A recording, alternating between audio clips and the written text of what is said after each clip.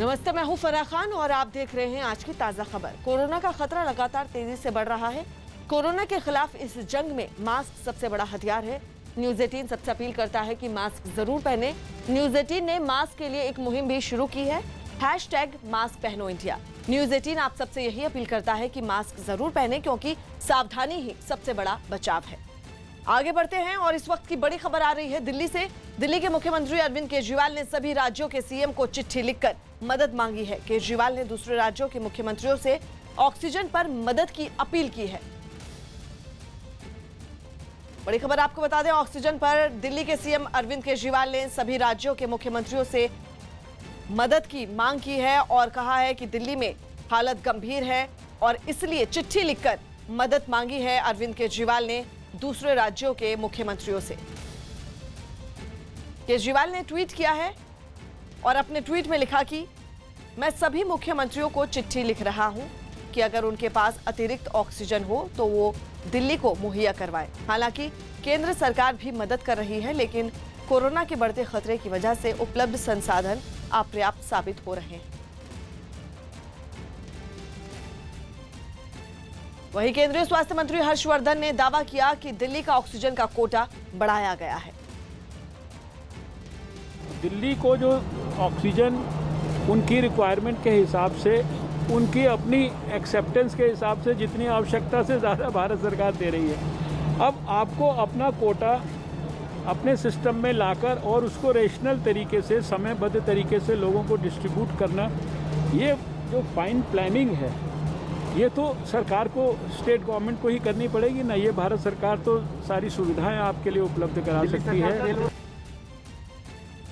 बिहार के वैशाली से हैरान करने वाला एक वीडियो सामने आया, जहां पूर्व विधायक मुन्ना शुक्ला ने कोरोना नियमों को तोड़कर एक समारोह का आयोजन किया, जिसमें सैकड़ों की भीड़ जमा की गई। कोरोना की दूसरी लहर के बाद वैशाली समेत कई इलाकों में नाइट कर्फ्यू लागू है,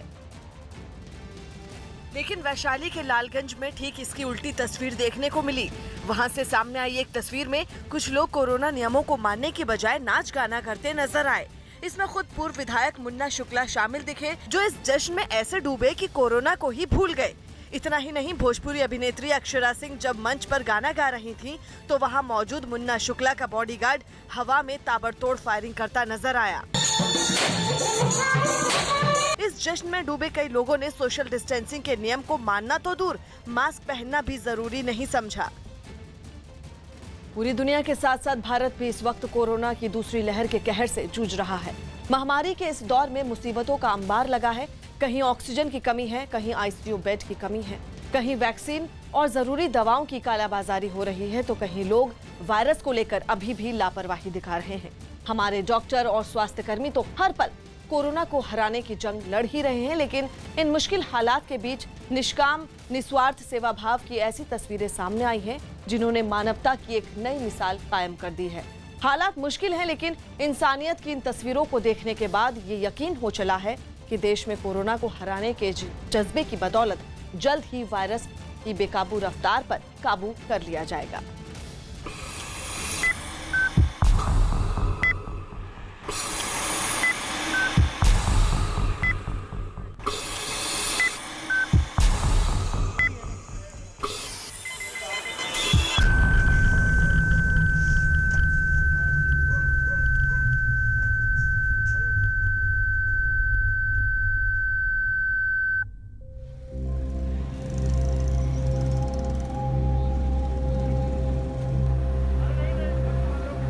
गुरुद्वारा सबकी लाइफ सेव करता है।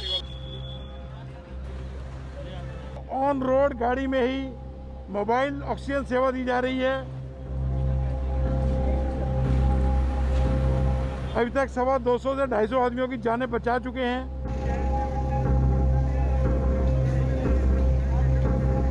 सामने एक एम्बुलेंस में एक आदमी विदाउट ऑक्सीजन जो है वो एक्सपायर हो गया। ऑक्सीजन की वजह से तो जितनी लाइफ सेव हो सकती है, we want to do that, that's all.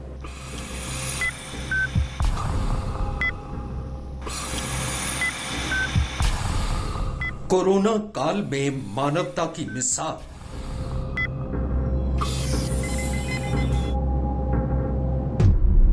Corona संकट में जिंदगी बचाने की जंग।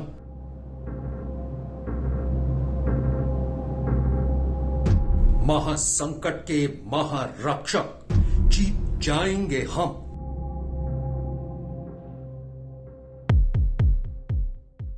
इस वक्त पूरी दुनिया कोरोना वायरस के कहर से जूझ रही है। भारत में भी कोरोना की दूसरी लहर का कोहराम जारी है, लेकिन इस मुश्किल वक्त में देश के अलग अलग राज्यों और शहरों से आई कुछ दिल छू लेने वाली तस्वीरें ये साबित कर रही हैं कि पूरा देश कोरोना को हराने के लिए एकजुट है। हमारे डॉक्टर और स्वास्थ्य कर्मी तो हर पल कोरोना को हराने की जंग लड़ ही रहे हैं, लेकिन इस मुश्किल घड़ी के बीच इस महामारी से जूझ रहे लोगों को राहत देने के लिए निष्काम निस्वार्थ सेवा भाव की ऐसी तस्वीरें सामने आई हैं, जिन्होंने मानवता की एक नई मिसाल कायम कर दी है। इस मुश्किल दौर में ये वो तस्वीरें हैं जो पूरे देश को ये यकीन दिला रही हैं कि हम कोरोना को जल्द हराकर पूरी दुनिया के सामने एक बार फिर एक नई मिसाल कायम करेंगे।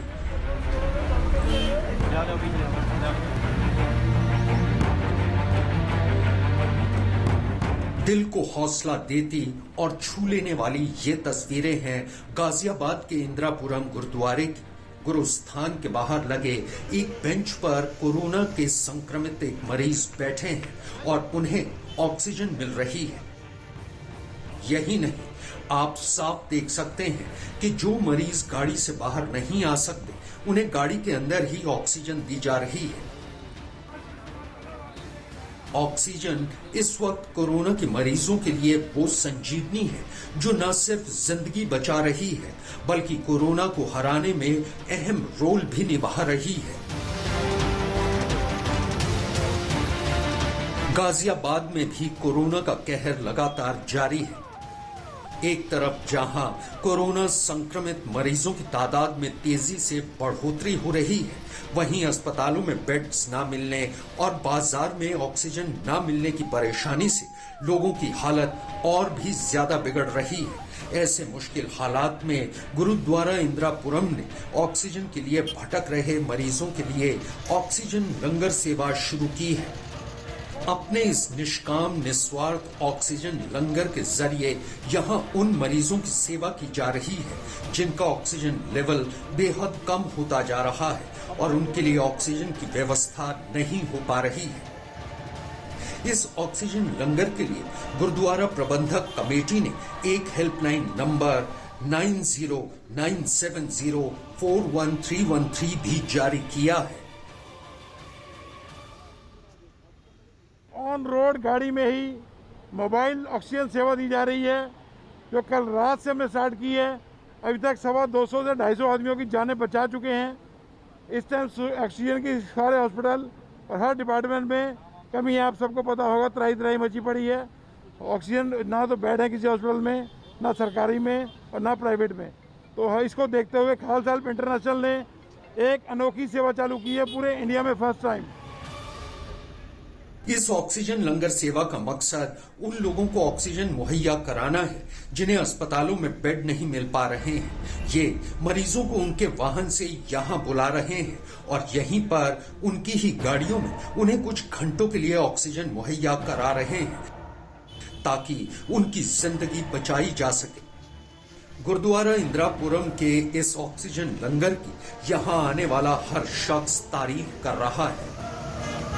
ये ऑक्सीजन लेवल 55 पहुंच गया टोटल। और यहाँ देख लीजिए सुविधा देखिए, सार जगह घूम के आए, कुछ कहीं नहीं मिलता, कहीं नहीं मिलता। हमारी लाइफ बच गई यहाँ पे, अदरवाइज हमारे पास कुछ भी नहीं था। सब लोगों ने सब कुछ बंद है। यहाँ आप लोग आए, सेवा स्टार्ट की है, देखो कितने पेशेंट अच्छा होकर घर जा रहे। यकीनन कोरोना से जिंदगी बचाने की इस जंग में मानवता की ऐसी तस्वीर काबिले तारीफ है। गुरुद्वारा प्रबंधन का कहना है कि लोगों को ऑक्सीजन न मिलने की परेशानी सुनने के बाद ही उन्होंने ये कदम उठाने का फैसला किया ताकि लोगों की जान बचाई जा सके। साफ है कि जब कोरोना महामारी के इस दौर में सारा सिस्टम ही वायरस से जूझता नजर आ रहा है, वहां ऐसी तस्वीरें दिल को हौसला जरूर दे रही है।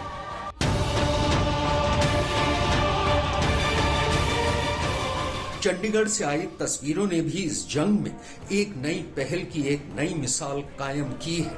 यहाँ शहर के 3 अस्पतालों में हवा के जरिए ऑक्सीजन बनाई जा रही है। ऑक्सीजन के state nodal officer doctor Manjeet Singh के मुताबिक भारत सरकार की तरफ से शहर के 3 अस्पतालों GMSH 16, GMCH 32 और 48 कोविड अस्पताल में भर्ती मरीजों को हवा से बनाई गई ऑक्सीजन दी जा रही है। इतना ही नहीं, इन 3 ऑक्सीजन जनरेटर प्लांट की क्षमता इतनी ज्यादा है कि स्वास्थ्य विभाग ने सरकारी अस्पतालों के साथ निजी अस्पतालों में भी ऑक्सीजन आपूर्ति की तैयारी कर ली है। हमारे पास 2 या 3 तरह की ऑक्सीजन हमारे पास अवेलेबल है इस टाइम, जिसमें हम लिक्विड ऑक्सीजन से सप्लाई कर रहे हैं अपने सेंट्रल पाइपलाइंस में। हमारे पास सिलेंडर बेस ऑक्सीजन भी है। दूसरा, तीसरी फॉर्म ऑफ ऑक्सीजन हमने ये नया ऑक्सीजन जनरेटर्स इंस्टॉल किए हैं चंडीगढ़ में। 3 ऑक्सीजन जनरेटर इंस्टॉल किए हैं जिनको PSA ऑक्सीजन जनरेटर्स बोलते हैं। डॉक्टर मंजीत सिंह के मुताबिक तीनों अस्पताल में लगाए गए ऑक्सीजन जनरेटर प्लांट की मदद से 1 मिनट में 1,500 लीटर से ज्यादा ऑक्सीजन प्राप्त की जा सकती है। GMSH 16 में इस प्लांट से प्रति मिनट 500 लीटर ऑक्सीजन, GMCH 32 में प्रति मिनट 1,000 लीटर और 48 कोविड अस्पताल में प्रति मिनट 100 लीटर ऑक्सीजन जनरेट की जा रही है, जिसकी बदौलत इन अस्पतालों में 30 से 40% तक लिक्विड ऑक्सीजन की बचत होने की उम्मीद है। चंडीगढ़ स्वास्थ्य विभाग के मुताबिक शहर में ऑक्सीजन की कमी नहीं होगी, क्योंकि स्वास्थ्य विभाग ने ऑक्सीजन जनरेटर की सुविधा शुरू होने से डिमांड से ज्यादा ऑक्सीजन की आपूर्ति सुनिश्चित करने में सफलता प्राप्त कर ली है। इसके बल पर सरकारी अस्पतालों के साथ ही अगर निजी अस्पतालों में ऑक्सीजन की कमी हुई तो उसे भी चंद मिनटों में दूर कर लिया जाएगा।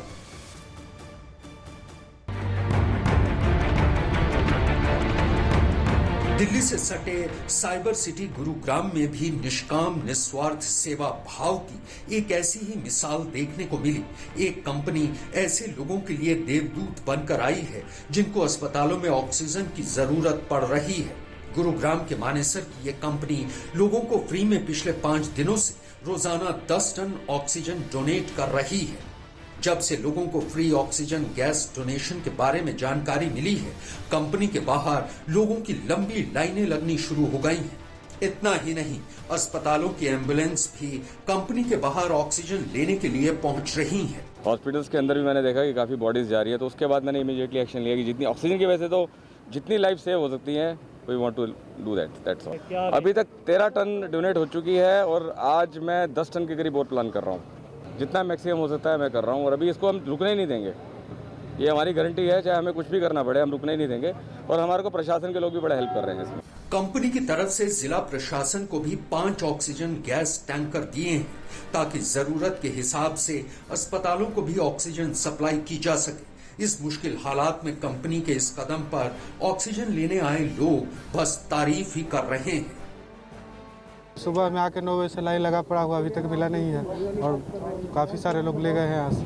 मतलब सभी को मिल रही है? मिल रही है जी। और कोई चार्जेज भी ले रहे हैं? नहीं सर, फ्री ऑफ कॉस्ट बताया जा रहा है। क्या मानते हैं ये जो सेवा कर रहे हैं कैसी? बिल्कुल सही है सर, होना चाहिए सर। दिल्ली में दिक्कत है? जी बिल्कुल दिक्कत है जी। दिल्ली में अरेंज नहीं हो पा रहा है सर, पैसे से भी नहीं अरेंज हो पा रहा है।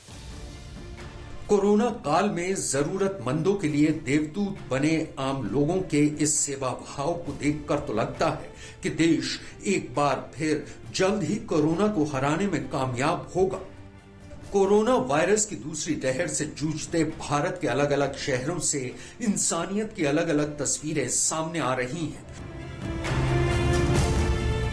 उत्तर प्रदेश के मुजफ्फरनगर में कुछ लोग हैं जो इन मुश्किल हालात के बीच कोरोना संक्रमित लोगों की मदद के लिए आगे आए हैं।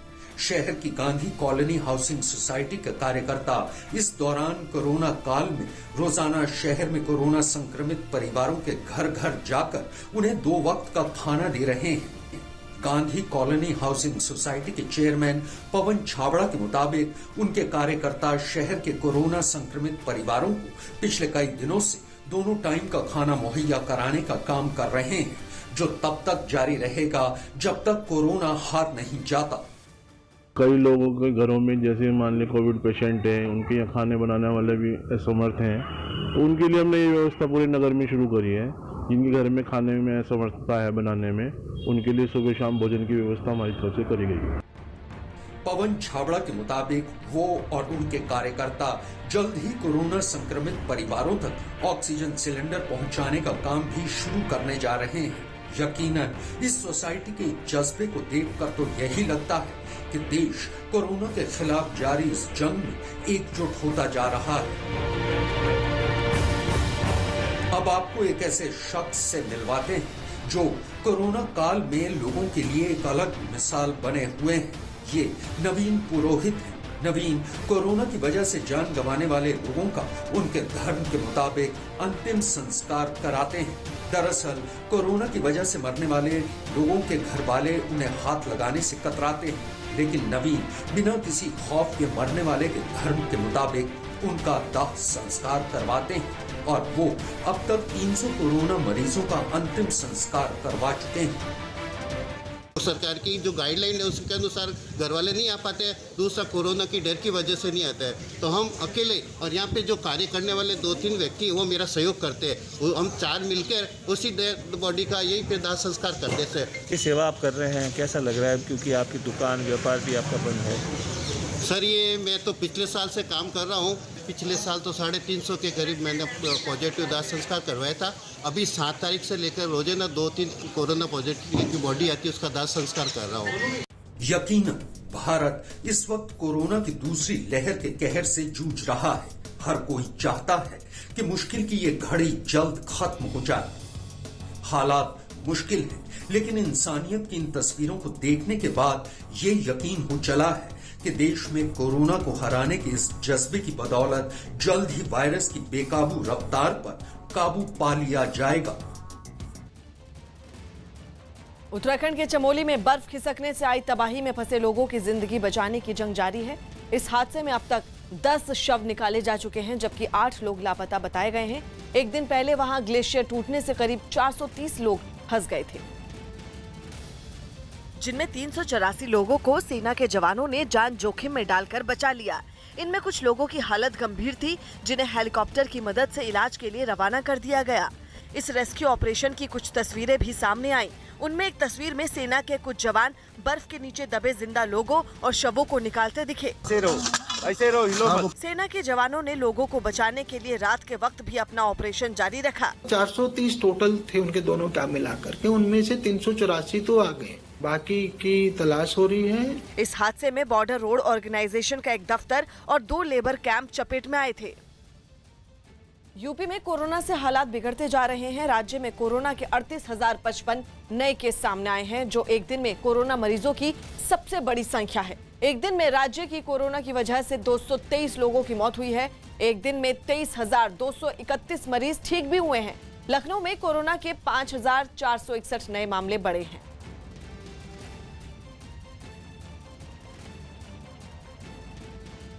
तो महाराष्ट्र में भी कोरोना का कहर जारी है। एक दिन में राज्य में कोरोना के 67,160 नए केस सामने आए हैं और इस दौरान 676 लोगों की जान गई है। एक दिन में 63,818 मरीजों को इलाज के बाद घर भेजा गया। आपको बता दें, महाराष्ट्र में अब तक कोरोना के 6,94,480 एक्टिव केस हो गए हैं। वहीं मुंबई में पिछले 24 घंटों में कोरोना के 5,888 नए मामले मिले हैं। 71 कोरोना मरीजों की मौत भी हुई है। एक दिन में 8,549 मरीज ठीक भी हुए हैं।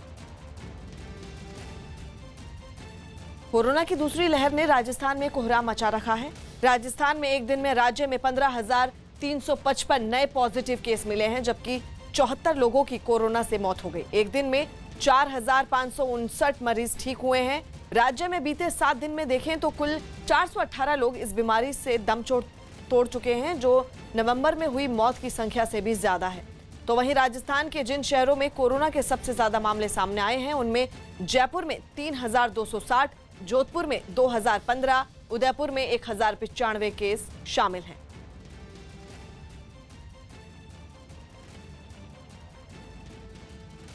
गुजरात में भी कोरोना के रिकॉर्ड मामले सामने आ रहे हैं। एक दिन में राज्य में कोरोना के 14,097 नए मामले मिले हैं और 152 लोगों की मौत कोरोना से हुई है। 24 घंटे में 6,497 लोग ठीक भी हुए हैं। गुजरात के जिन शहरों में कोरोना के केस बढ़े हैं उनमें अहमदाबाद में 5,683, सूरत में 2,686, राजकोट में 500 और जामनगर में 649 केस बढ़े हैं। कोरोना की दूसरी लहर से दिल्ली के हालात बद से बदतर होते जा रहे हैं। लॉकडाउन के बाद भी कोरोना मरीजों की संख्या कम नहीं हो रही। पिछले 24 घंटे में दिल्ली में कोरोना से रिकॉर्ड 357 लोगों की जान चली गई, जो अब तक का सबसे बड़ा आंकड़ा है। वहीं एक दिन में 24,000 से ज्यादा लोग पॉजिटिव पाए गए हैं। आलम यह है कि शहर के बड़े बड़े अस्पतालों में मरीजों के लिए बेड नहीं है। ऑक्सीजन नहीं मिलने से मरीज लगातार दम तोड़ रहे हैं। राज्य में कोरोना से मरने वालों का आंकड़ा करीब 14,000 के पास पहुंच गया है, तो वहीं पॉजिटिविटी रेट 32% से भी ज्यादा हो गया है। इतना ही नहीं, राज्य में कोरोना के एक्टिव मरीजों की संख्या 93,000 के पार पहुंच गई है।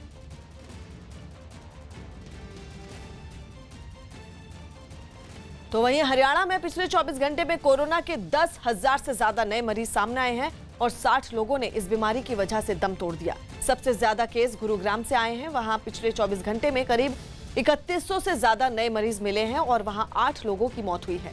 हरियाणा में कोरोना के कुल मामले 4,13,000 से ज्यादा हो चुके हैं, जिनमें एक्टिव केस 69,000 से ज्यादा हैं। तो वहीं अब तक पूरे राज्य में इस महामारी की वजह से 3,700 से ज्यादा लोगों की जान जा चुकी है।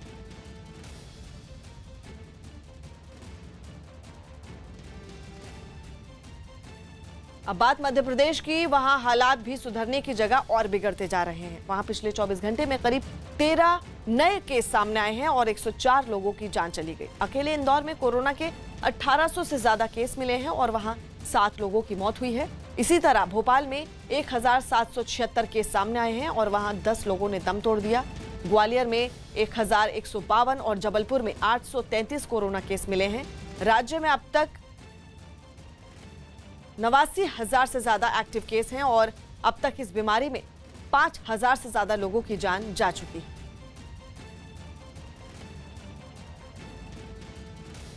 मध्य प्रदेश में कोरोना की वजह से लागू कर्फ्यू को तोड़ने वालों पर पुलिस ने सख्त कार्रवाई की। इस महामारी पर लगाम लगाने के लिए कई जिलों में लॉकडाउन लगाया गया ताकि लोग घरों से बाहर ना निकले। लेकिन इसके बावजूद बिना जरूरी काम के बाहर निकले कई लोग पुलिस के हत्थे चढ़ गए। मंदसौर से जो तस्वीरें सामने आई, उनमें एक तस्वीर में गश्त पर निकली पुलिस मोटरसाइकिलों से बाहर निकलने वालों पर प्लास्टिक की पाइप बरसाती नजर आई। इतना ही नहीं, नियमों को तोड़ने वाले कई लोगों से कान पकड़कर उठक बैठक भी करवाई गई। वहीं उन दुकानों को भी बंद करवाया गया जो चोरी छिपे खोली गई थी। पूरे शहर में इसी तरह का नजारा दिखाई दिया। लॉकडाउन लगाया गया है और उसको जो है सख्ती से पालन कराया जा रहा है और लोगों को सख्त हिदायत दी जा रही है कि वो अपने घरों में रहें। इसके साथ ही पुलिस ने इस तरह की गलती करने वालों को सख्त चेतावनी भी दी। टीकमगढ़ में भी कर्फ्यू तोड़ना कई लोगों को महंगा पड़ा। जो लोग बिना काम के घरों से बाहर घूमते पकड़े गए, उनकी तो शामत ही आ गई। वहां से सामने आई एक तस्वीर में पुलिस वाले कुछ लोगों से उठक बैठक करवाते नजर आए, जबकि कुछ लोग मेंढक की तरह कूदते दिखे। हालांकि बाद में इन्हें बेवजह घरों से बाहर ना निकलने की हिदायत देकर छोड़ दिया गया।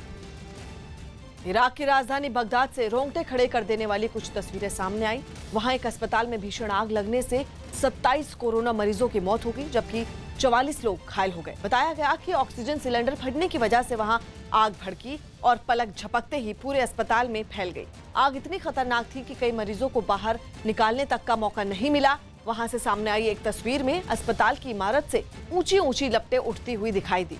हादसे के बाद आसपास के लोग और प्रशासन की टीम मरीजों को अस्पताल से सुरक्षित जगह पहुंचाने में जुट गई, जबकि फायर ब्रिगेड के लोगों ने धधकती इमारत पर चारों तरफ से पानी की बौछार करना शुरू कर दिया। कुछ देर की मेहनत के बाद आग बुझा दी गई, लेकिन इस हादसे में कई लोगों की जान चली गई। महाराष्ट्र के पुणे से रोंगटे खड़े कर देने वाली एक वीडियो भी सामने आई है। वहां एक केमिकल फैक्ट्री में आग लगी और पूरे इलाके में अफरा तफरी मच गई। ये आग कैसे भड़की इसका पता नहीं चल पाया, लेकिन कुछ ही देर में इसने पूरी फैक्ट्री को अपनी चपेट में ले लिया। इसके बाद तो फैक्ट्री आग की भयानक लपटों में धधकने लगी। इस दौरान उसमें धमाके भी होते सुनाई दिए, जिसने आसपास के लोगों को खौफ से भर दिया। धमाके के बाद तो इसकी लपटें आसमान छूने लगी और इसका काला धुआं चारों तरफ फैल गया। डर इस बात का सताने लगा कि कहीं ये आग पास की दूसरी फैक्ट्रियों को अपनी चपेट में ना ले ले। हालांकि ऐसा नहीं हुआ, लेकिन धमाके की वजह से उस फैक्ट्री की एक दीवार पूरी तरह से ध्वस्त हो गई। हादसे के वक्त फैक्ट्री बंद थी, जिसकी वजह से इसमें कोई भी कर्मचारी नहीं था, इसलिए बड़ी दुर्घटना टल गई। प्रधानमंत्री नरेंद्र मोदी आज सुबह 11 बजे मन की बात कार्यक्रम के जरिए देश की जनता को संबोधित करेंगे। ये 76वीं बार है जब पीएम मोदी जनता के साथ अपने रेडियो कार्यक्रम के जरिए बात करेंगे। इससे पहले उन्होंने अपनी मन की बात 28 मार्च को की थी। साल 2014 से ही प्रधानमंत्री जनता से समय समय पर मन की बात करते हैं, जिसके लिए जनता से कई विषयों पर उनके सुझाव और विचार भी मांगे जाते हैं। खबर है कि मन की बात में प्रधानमंत्री नरेंद्र मोदी देश में कोरोना से बिगड़ते हालात पर बात कर सकते हैं।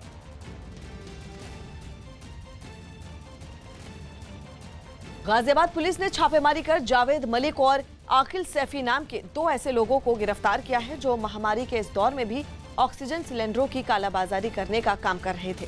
पुलिस ने इनके पास से 101 ऑक्सीजन सिलेंडर बरामद किए हैं, जिनमें कई भरे हुए हैं और कुछ खाली हैं। आरोप है कि दोनों ऑक्सीजन सिलेंडरों को महंगे दाम में बेच रहे थे, जिसकी कई दिनों से शिकायत भी मिल रही थी। फिलहाल पुलिस ने दोनों को गिरफ्तार कर जेल भेज दिया है। झारखंड के धनबाद से हैरान करने वाला एक वीडियो सामने आया। वहां कांग्रेस से जुड़े Indian national trade union Congress के कार्यकर्ता और जनता मजदूर संघ के लोग आपस में भिड़ गए। कोयले की लोडिंग में हिस्सेदारी के लिए दोनों गुटों में पिछले कुछ दिनों से विवाद चल रहा था और जैसे ही लोडिंग का काम शुरू हुआ, ये दोनों गुट आमने सामने आ गए। वहां से सामने आई एक तस्वीर में दोनों गुटों के लोग एक दूसरे पर पत्थर बरसाते दिखे। ऐसा लगा कि दोनों एक दूसरे के खून के प्यासे हों। इससे पहले भी दोनों तरफ के लोग कोल डंप के सामने उलझे। अपनी ताकत का एहसास कराने के लिए सड़क पर खड़े होकर जमकर नारेबाजी की। कुछ देर में ही जहां नारेबाजी हो रही थी, वो जगह रण क्षेत्र में बदल गई। जानकारी मिलते ही कुछ पुलिस वाले घटना वाली जगह पर पहुंचे और दोनों गुटों के लोगों को अलग करने के लिए लाठीचार्ज कर दिया। कांग्रेस से जुड़े नेता और उसके समर्थकों की जमकर धुलाई की गई। पुलिस की कार्रवाई के बाद मामला शांत हो गया। 2 गुट में आपस में विवाद हुआ और विवाद के बाद दोनों उग्र हो गए। पुलिस वालों ने वारदात वाली जगह से कुछ खोखे भी बरामद किए। बताया गया कि दोनों गुटों के बीच फायरिंग भी हुई।